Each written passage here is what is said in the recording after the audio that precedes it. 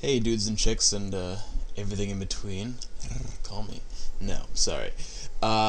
Anyway, awkward intro out of the way. Quick question. Can anyone tell the difference between green and white Tic Tacs? Green Tic Tacs, spearmint. White Tic Tacs, this one's full so it'll make less noise. That actually works pretty well. Fresh mints. Yeah, apparently there's supposed to be a difference. I don't know what it is. Oh well, whatever. Anyway, more retarded intros out of the way. Let's go ahead and get this game to start at the 1 minute mark. If I somehow bundled the wrong game, actually, I would never do that. I'm not even going to entertain the issue, but if I didn't bundle the map, these are the NSL maps. If you go to the WCR Scene News or probably Maps forum, there should be something about, oh, where are the NSL maps, and you should probably be able to find them. Anyway, this is Sky versus Lin, I believe on LAN, so you know, no ping hacks. Sky versus Lin on LAN. Best orc player, best human player. This is a new up-and-coming human strategy that's been going around for a little while. Sky invented it, used it, I believe, at the beginning against Grubby in WC3 whenever we and MYM played. And, you know, we beat MYM. Actually, I don't even know. Maybe they didn't. Doesn't matter. Sky 2 Grubby, I know that much. And it's with this Mountain King first strategy. It's actually very, very powerful. But there's a lot of rules to keep track of as human players, and I'll try to illustrate them for you guys. What I'm going to try to do with this commentary is illustrate the strategy beforehand, which is right now. I'm giving you time to sync up to 1 minute, 1x speed. It doesn't really matter the point of view. We're kind of going to watch both players, but it's mostly going to be about Sky. I'm going to try to overview the strategy at the beginning and then talk about some finer points at the end. But in the middle, you know, while we're actually watching the game and it's, you know, resumed, I'm going to be going a lot about the decision making and the very, you know, specifics that are going on. You know, some of these will apply to every game, some of these will apply once in every 10 games, some even less than that. Doesn't really matter. But, you know, that said, so to introduce the strategy, it's Mountain King Paladin. The Paladin's of a late hero choice. You know, you open with the Mountain King and use the Mountain King for a long time, and then once you start getting ready to fight, that's when you pull in the Paladin and you level him up from creeping, and then he becomes useful. The second thing to note, and I'm going to point this out and scream at you to do this, your expansion can take time. You know, you creep for a while, you do whatever, you eventually go to expand. This takes time. You wait for it. You know, you don't go right away because you want a level 3 Mountain King, basically. But the addendum to this is, don't build your town hall right away. Get some towers up, get your shop up, get, you know, heal up, get your mana ready, then build the town hall. Because a Mountain King with no mana is probably one of the worst heroes in the game. Bash is still useful, his attack speed blows, but Bash is a pretty high percent. I believe it's 25, 35, 45. Pretty freaking ridiculous. Maybe it's a little bit lower, doesn't really matter. Point is, Bash can be ridiculous when it wants to be, when the random number generator says, hey, we're going to go win the human the game. But still, even though, you know, but still the point is, you know, you want to be prepared for any given kind of push, and that means get your towers up, get your shop up, start healing before your town hall starts being built.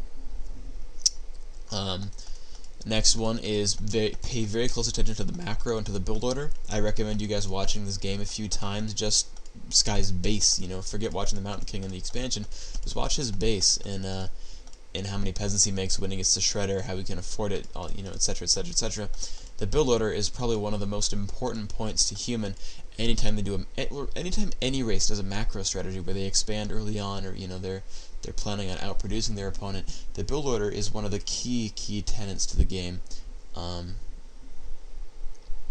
you should watch out for it, you know, very particularly, because it will make a big impact on your games.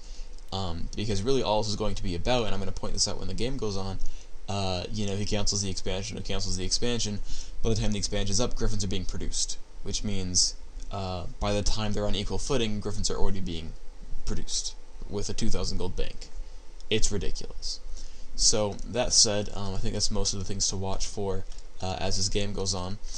Let's go ahead and unpause again, the 1 minute mark. Unpause 1x speed in 3, 2, 1, go. 101, 102, 103, 104, 105. Okay. So the Altar of Kings is finished. The Mountain King has started. You notice he has to be on land ping because that started the second that altar completed. Whatever. Lin doing his standard thing, just, Blade Master. Scouting at a pretty typical point. Getting his shop started. Yawn, sorry, it's 1 a.m. for me. May, I guess, 3rd now at this point. It is a Saturday morning, Friday night, and I'm in talking about Warcraft. Yeah, sorry. That's what happens when you're me. My selfless dedication to WCR. So, okay, a couple things to note. This base build, you notice it blocks off everything above the town hall, just this farm and barracks, it blocks it all off. Farm next to town hall instead of barracks next to town hall, because barracks next to town hall will not block off.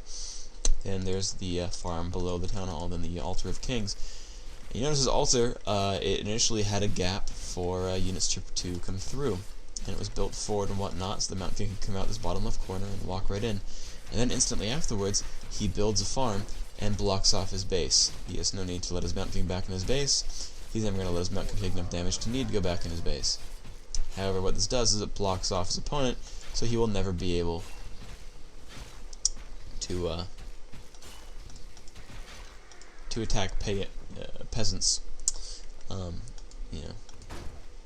As this goes on, peasants will never be under attack because they're blocked off by buildings, and the Blade Master will never get back there. And that's because peasants will take damage over the course of militia creeping, and you want them to be not ganked. So, okay, here's Sky bringing in some unfortunately weakened militia, because that's how it works. He's trying to do this dance with the peon. Pulls the creep out. Okay, goes for there's a bolt. Hits it with the footman. He asks him to die. Sells off some of the worthless items. Grabs a Dust of Appearance. He will be using that. He uses it a little bit too soon, and Blade Master walks into Surround. Wind walks. And he pops it in the sentry, and that militia will die. Whatever. He's just bolting it because he wants the experience. And chopped goes the militia. Raffle bash. But yeah, that Blaze is going to salve himself up and be in decent shape. You notice he is going for the Mountain King. He's doing as much damage to the MK as possible, because you never know when you might be able to force a TP or something very dangerous by always right-clicking that hero. I mean, peasants are replaceable, footmen are certainly replaceable. Mountain King is one of a kind, and it's why people hero focus so much, because it's the one thing that has a serious impact on the game. So you see him trying to block with the grunt, chops down that peasant. Gonna try to chuck on this one as well. I don't believe he gets it. Actually, yeah, he screwed up. And oh, you idiot. Oh, you idiot. That would have been level 2. Fake swipe twice. What a bad kid. So, okay. MK hits 3 because, oh, LOL militia.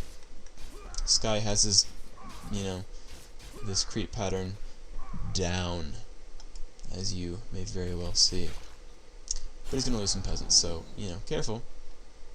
So he's got these 3 peasants with him. They finish militia creeping and then they're peasant form, and they're coming with him. He drops the sentry down because he needs to be careful of, stuff happening. He brings in 2 more militia just so he has his 5 peasant count. He's building his lumber mill right here, fast building that with an extra guy. I don't know the numbers on that. Maybe having 2 peasants makes it faster. If your ultimate lumber income will be faster that way. Now, as a small point, Sky could have done something and built another farm or scout tower to the right and actually blocked off the Blade Master's exit and probably gotten a kill for it, because, a level 3 MK with enough mana for 1, maybe 2 bolts probably could have forced a TP there. But, stuff goes on really quickly when you're busy trying to micro. But you notice as he's creeping out, he's building that guard tower. Now, one thing to point out, though, is peasants that are building stuff instantly attract creep attention. Just like an Uprooted Ancient of War will, peasants building things will make creeps go for them, which is a dangerous thing to do, because then the Blade Master gets to go kill your peasants.